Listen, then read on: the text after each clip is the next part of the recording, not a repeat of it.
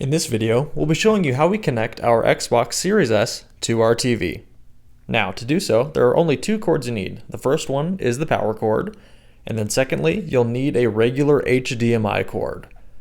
Now, with both of these cords, you're going to want to take your Xbox and flip it around. On the back side, you're going to see a whole bunch of different ports for different types of cords.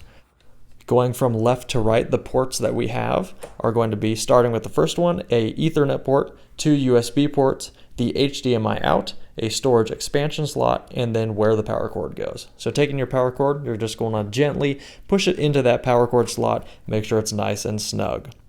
And then the only other necessary one is going to be that HDMI out, which we're going to take our HDMI cord and just plug it in there. That's going to be what feeds the content on the Xbox to your television.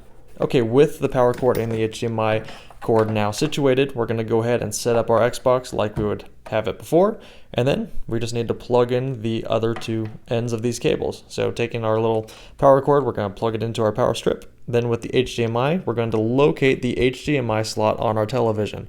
This could be in a very different spot for you as it depends on the model of TV. Ours happens to be on the left-hand side here, and we're just going to gently take this HDMI cord and insert it into that HDMI port on the television. Now, it can be a little tricky, especially depending on the angle. We did have a little bit of issue here, but we eventually got it in.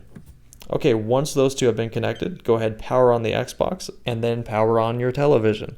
Now, our TV was able to recognize right off the bat that the HDMI slot was connected and that there was an Xbox feeding it. However, if you have a blank screen, you may need to change the input. You can push the input button on your remote and then go down to select either HDMI 1, 2, ours happens just to recognize it as Xbox.